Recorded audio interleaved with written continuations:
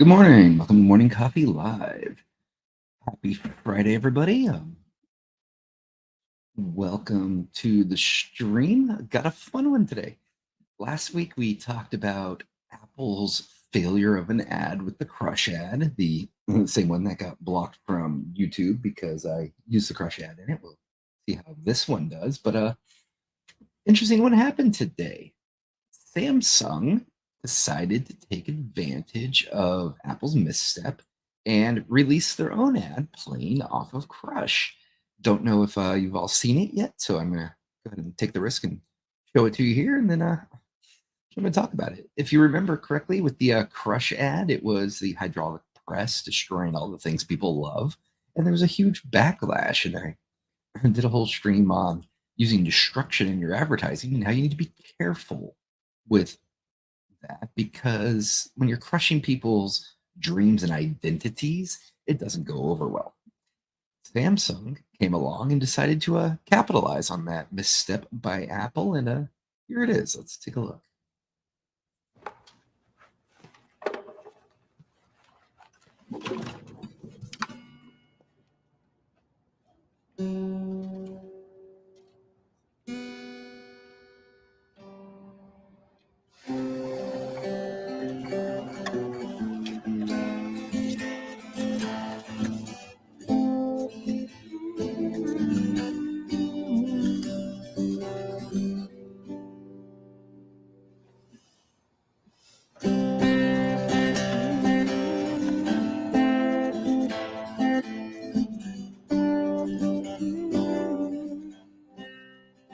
So, what's the big difference between this ad and Apple's ad?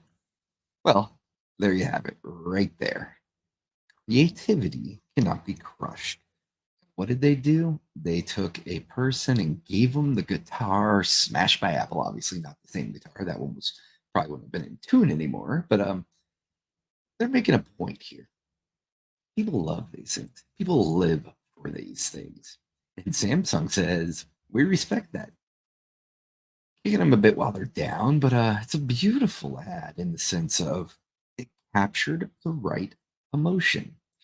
And the emotion is people love these things.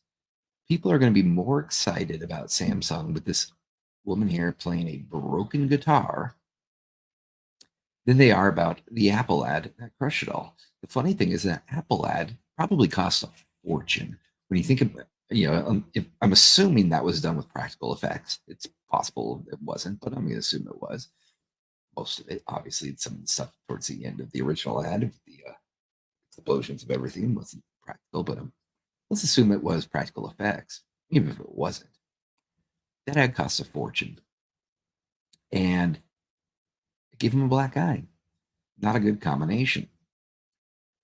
Samsung had the wherewithal to capitalize on it and put this ad together, which was a fairly inexpensive ad in comparison. They had to still do a set location, make it look the same, set up the stage there in the background, a old broken guitar, an easel, and a tablet, and an actress. Guarantee you, it costs a heck of a lot less than the Apple ad did, and it's gonna win. Now, interesting thing about it, this ad does not live on its own. In and of itself, if you don't have the other ad for context, this ad doesn't make sense. Sure, the message creativity cannot be crushed still works, but it doesn't have the same impact as after watching the Crush ad from Apple, seeing everything destroyed. This is an example right here of some marketing person going, I've got an idea. Here's a mistake, something we can capitalize on. And executives actually giving someone the green light to do it, which is quite incredible in and of itself. And what they did is they set themselves apart. They said, hey, we're not Apple. We're not going to crush your dreams. Mind you, they might start a war with Apple, but Samsung's big enough. They're one of the people that can go to war with Apple if they really want to. And I think Apple's going to be smart enough to let this one drop. Say, Samsung, you win, and walk away. And well, why do I say that? In this case, people look at Apple as the bully. It threw the first punch, it crushed your dreams. Samsung came in as the hero and said, "You can't do it. Not gonna work. You can't crush creativity." And I think it ends here. If Apple retaliates, I think it's just going to make them look even worse because this is already coming off of their faux pas. And I think Samsung, they were the first ones to jump in and do something about it. I don't think anyone else is going to be able to come in and do a third unless they get goofy with it.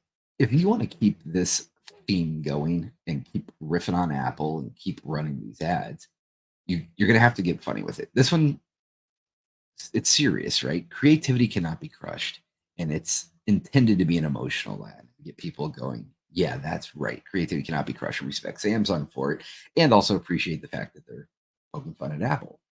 If you want to make more ads in this same vein and continue this, you'd have to switch to humor because the message has been done, it's been said, and if you continue with it, you now either sound preachy or you look like the asshole who's trying to rub it in. Now, if you go for a strategy of humor, you can continue down the same vein and you can have some fun with it.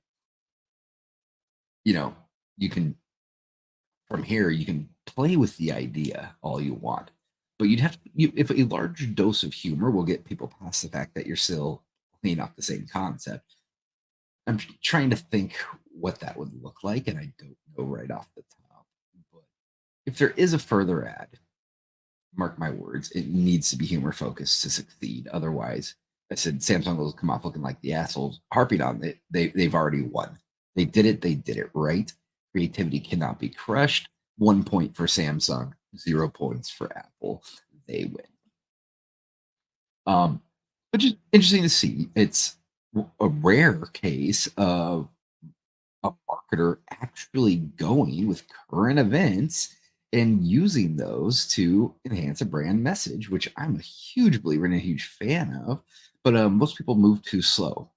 This ad, even if it came out next week, would already be too far away. This got turned around quickly. My guess is when that other ad came out, the very next day when it fell apart, the people at Samsung said, "Okay, let's capitalize on this," and got the approvals pretty quickly and pushed it through because timing is hugely important in a response like this.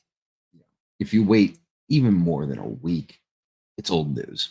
People don't have the attention spans. There's something new to talk about. But this whole issue here is actually part of a larger aspect of marketing that never gets the appreciation it deserves, and that's crisis management.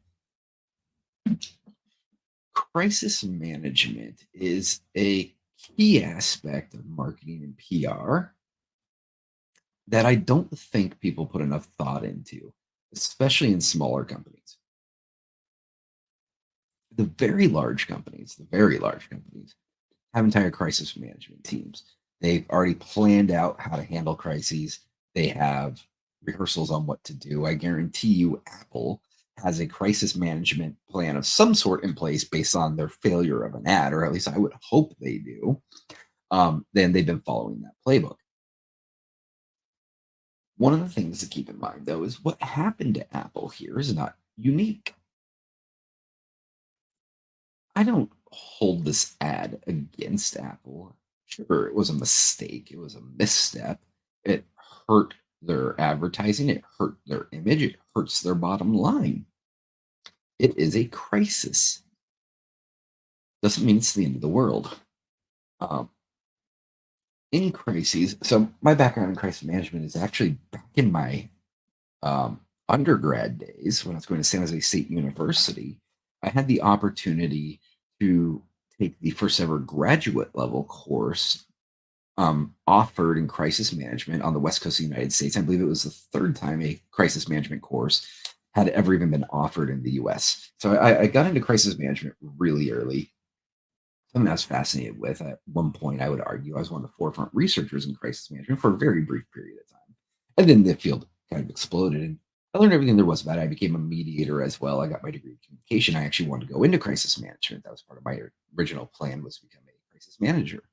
Um, that fell apart when I walked into, I'm not going to say the name of the organization, but I walked into an organization that was really big in the field of mediation and crisis management. And I said, "Hey, you know, here's what I do. I love to work here. And the owner of the company had a very brief, serious, friendly conversation with me that changed the course of my career. And what that conversation was, he said, Ben, I can tell talking to you, you know your stuff. You get it. You're better at this than anyone in this company. I can't hire you though. He said the reason for that is you don't have enough gray hair. I can't put you in front of my clients. Clients expect someone who's been a attorney for many years or retired judge or retired mediator or arbitrator with a gray head of hair and a gray beard. Then you're just too young. And I was 22, maybe 23 back at the time. Said, come back in another 20 years and we'll talk. And that was when I walked away from crisis management as my career path and headed more towards marketing, propaganda, influence in general versus specifically crisis management. And where I also fell off that forefront of the crisis management marketing. But I learned a lot of lessons in those times. When you have a crisis, your response to the crisis is as important, if not more so, than the crisis itself. How you respond to a crisis can make it worse or can actually make it even better. In the Chinese characters for crises, it's made up of two symbols, and those symbols are danger and opportunity. Well, why is that? Well, danger's obvious. Whenever there's a crisis, there's danger. If you look at the Apple Crush video, there's a danger to their stock price, there's a danger to their brand, there's lots of dangers to a crisis. It can really hurt a company. But there's also opportunity. A properly handled crisis can actually be an opportunity for a company that can make it stronger than it was before. And it really comes down to how well you manage the crisis. There's some famous examples of crises in marketing that most people in marketing know who have studied it much. For example, you have Ford Firestone. It's going back a ways, but you had the rollovers.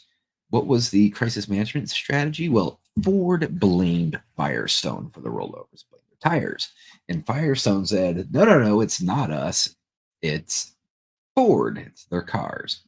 And in the Ford Firestone crisis, you ended up with both companies taking such a big hit from that. And directly to their stock, just company hits and reputational hits that they never fully even recovered after the Ford Firestone incident. Take on the flip side, Tylenol. Tylenol had a crisis back very close to the time, actually, the Ford Firestone incident, if I'm not mistaken, where I believe it was news reports of cyanide in their caplets. And it turned out in the end that it wasn't. It was a very limited thing where people intentionally infected some certain number of caplets. And I don't remember the exact details on as the why, but the point was, how did Tylenol approach that crisis? Well, Tylenol invented the tamper-proof capsule. They invented a new capsule that you could tell if it was tampered with. They developed a new cap for their medicine that was also tamper-proof and made it more evident. And they ran a large PR and marketing campaign talking about these things. They made it very clear that what occurred did not come from Tylenol. It was a third party who did this at a specific store. And I believe there were 3 cases of people getting sick or from it. I don't remember if they died or not, but there was, I believe, 3 cases of it with the cyanide. So what did they do? They went and they invented a new capsule, and they said, our response isn't to deny it, isn't to argue it, isn't to fight it. It's to make it safer for you. And Johnson and Johnson, the makers of Tylenol, they took a huge stock hit when the crisis started. After they released a new capsule and they did their marketing around it, I believe it was within 6 months they had regained all their lost market share and then increased above where they were before the crises due to their response to the crisis. And that is good crisis management. When you can walk away from a crisis better off than where you entered it. And that comes back to that danger and opportunity piece. A well handled crisis can become an opportunity for you. In the case of what we saw today, it's where someone else's crises can become your opportunity. Something you have to be careful with. What Samsung did here was dangerous in the sense of if they did not get the tone right, if they did not get the look right, if they had not actually done this ad justice, they could have come out looking worse than Apple doing the initial Crush ad because it could have come off as tone deaf and adding salt to the wound, if you will. Here, they found that balance. And how they did is they kept it very simple. They didn't try to give a speech on it or a lecture on it. They just put it out there with her playing the guitar and looking at the music on it. And they basically just said, "Hey, we hear you, everyone." And by staying simple like that, they were able to take Apple's crises and make it their opportunity. One of the things to keep in mind when you're putting together a crisis management plan is build into your crisis management plan or have a second plan for the crises of related others. Crises of related others, meaning companies that are similar to yours. How are you going to react if they have a crisis? And that's very important, actually. The reason that's very important is someone else's crisis can quite frequently become yours. And how that happens is, it didn't occur in this case, but it could have. What if the crises, instead of being a failed ad, what if the crises was one of, what if it's a data privacy breach crisis that came out and hit Apple hard, and that same data vulnerability, let's say it's a new exploit, right? Existed with others. Well, if you're Samsung, you want to have a crisis management plan on what you're going to do when Apple has a data breach crisis. And why is that? If Apple has one, everyone's going to start looking at everybody. You're going to at least need to be ready to go out there and let people know that you're still safe. And once again, you can find opportunity in others' crises. Have a plan for your own crises, obviously, first and foremost. What are you going to do when you run into crisis? But then part of your crisis management plan should also be what are you going to do when similar companies, competing companies, similar industries, competing industries, complementary industries, etc., have a crisis? You should have a plan for that as well. How are you going to address their crises? Because there's a decent chance it's going to affect you one way or the other. In the case of the Crush ad, the effect on Samsung was positive. They said, we're not the same. And they were able to differentiate themselves from Apple and use it to their advantage. In other cases, a crisis could affect you negatively the same way, whether there's true fault or not, whether there's anything in your control or not, whether or not that crisis is deserved or not, doesn't matter. It can happen. And it can happen just because you're in related industries, right? Make sure you have a crisis management plan. And in that crisis management plan, you want to address every likely crisis that could happen. You want to address the seriously damaging crises that will never happen, but you want to be ready for them if there's a potential, the 100-year crises, if you will. You want to have a plan for that. And then you also want to have a plan for, obviously, as I spoke about here, the crises of others related. And then finally, you want to have a plan for how to handle a crisis that you haven't planned for. And where that usually comes down to is making sure you've already set who's going to be the core group of people to decide, who's going to be the spokesperson, who's going to be the first in the media, what's the concept of your first statement going to be, etc. And have that in place for any crises that might arise that you don't have a direct plan for. You at least have a framework for how to address it.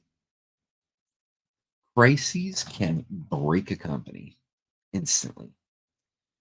You can have a beautiful, successful, profitable company, and one crisis can be its downfall. If you have a crisis management plan in place, the odds of that crisis becoming your downfall reduce drastically because you already know how you're going to address that crisis. So when it comes to crisis planning, here's the key elements you want: who, what, when, where, why, and how. The very standard things you look at for everything. That's what you want to look at for crises. Who is going to be the spokesperson? Who's going to respond to the crises? Who's going to be the figurehead of response? Is that a communications person? Is it a CEO? Is it a third party? Is it a this person or that person? Is it a VP? Is it a security person? Is it a people person? Do you have different spokespeople for different kinds of crises? The answer to that is yes. Make sure you know your spokesperson and who that person is who will be giving this response. What?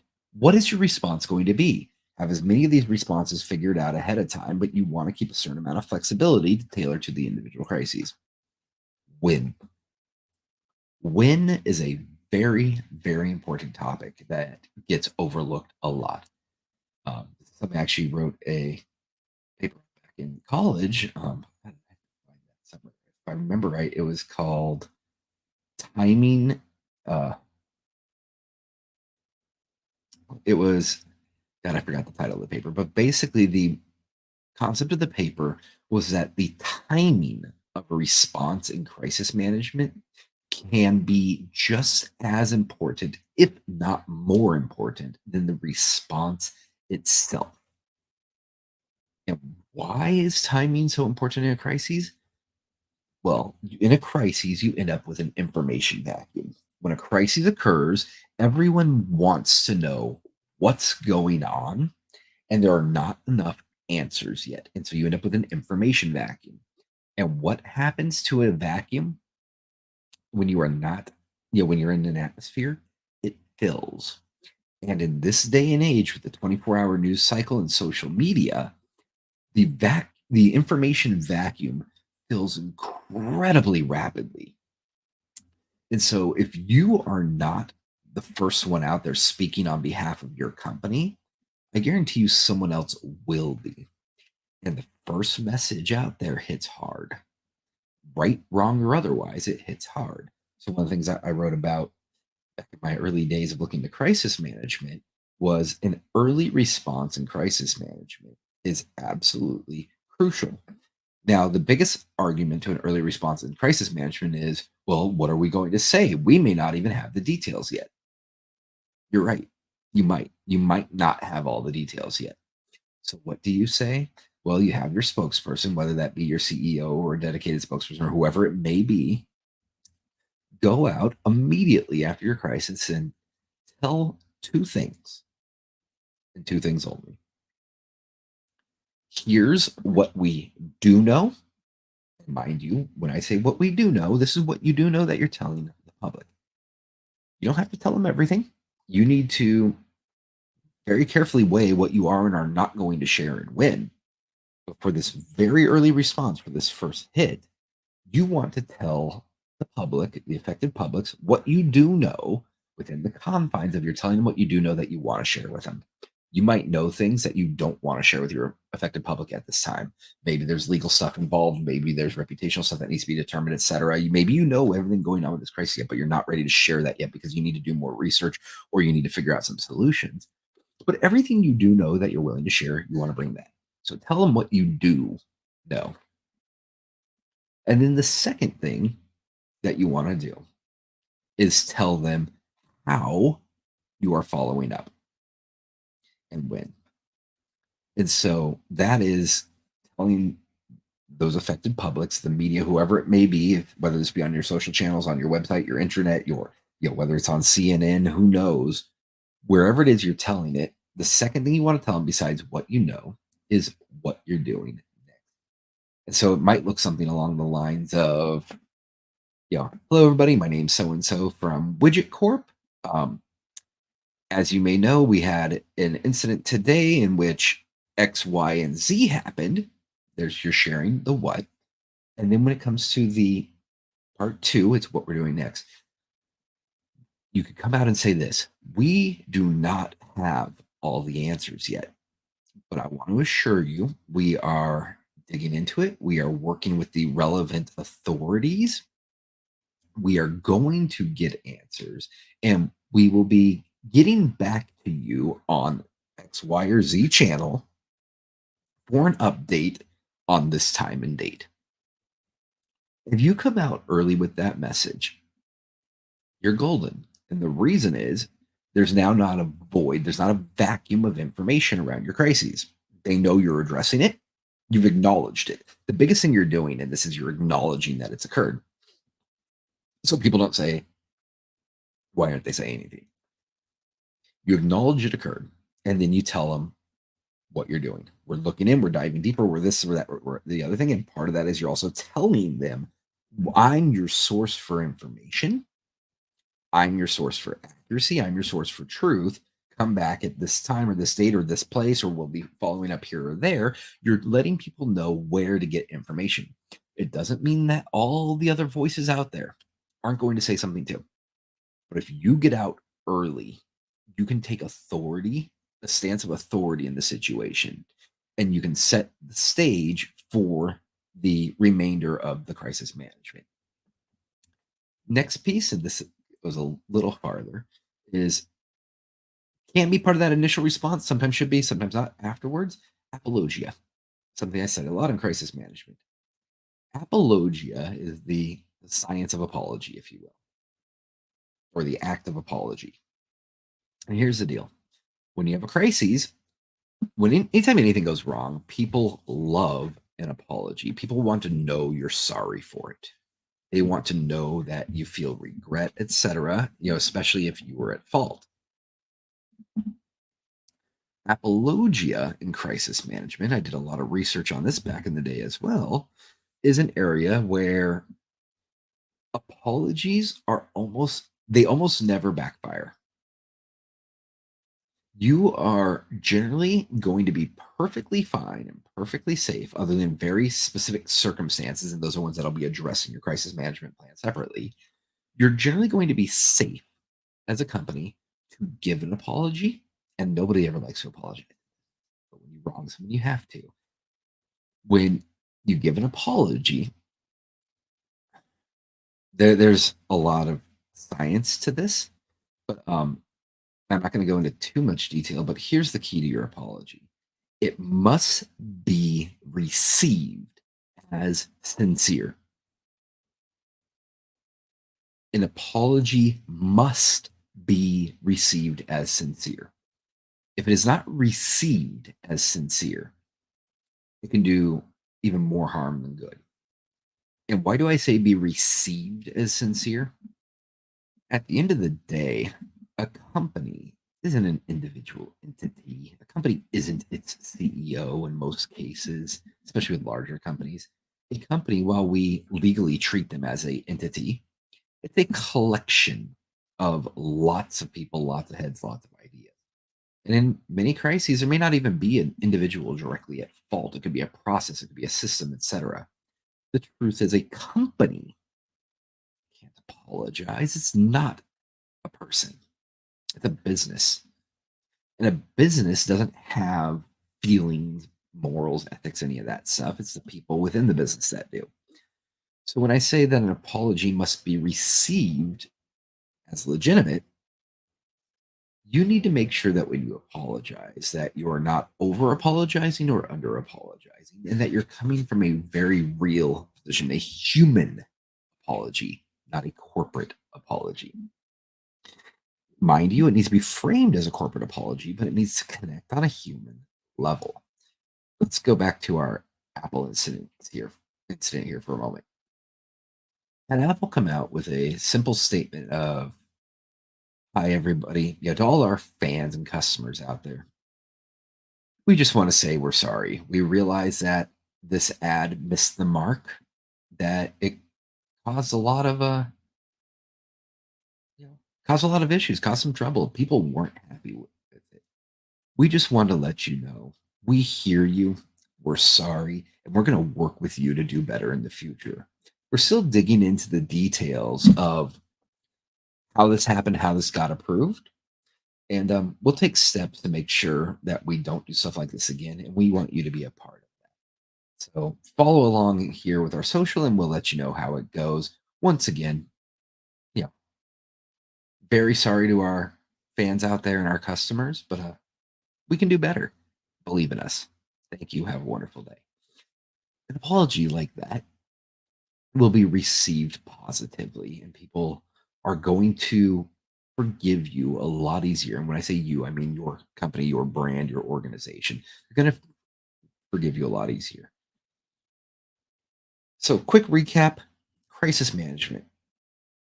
Don't ignore it. And even if you're not a giant enterprise, if you're a small company, in fact, it's arguably even more important as a small company. A single crisis can break your company. You handle it properly, go back to that danger and opportunity. A crisis can also help your company. It really depends on how you respond to the crises, not the crisis itself. There's a saying in crisis management that's been going around at least for the 20 years that I've been in it, and that is it's not a question of if you will face a crisis, it's a question of when. Be ready for it. Have as many contingencies already thought out. Make sure you have a backup plan for anything not thought out of who the response team is. Get there first, give them the who, what, when, where, why. Lead with apologia. Early response outweighs accurate response because you need to fill the information void. Quick tips on crisis management. Going back to this crisis, Apple, screwed the pooch with the crush ad. Samsung brilliantly came in and used it to their advantage. Um, I think it's just kind of cool to see this kind of stuff still happening in marketing. And at the end of the day, we'll have to see where it goes. Is how is Apple going to recover? It's looking so far like they might just kind of hope it fades away. But with these shots fired from Samsung, we'll have to see what they do. But yeah, that's all I got for you today. Happy Friday, everyone. Have a wonderful day, a wonderful weekend. God bless, and I'll talk to you all next week. Take care.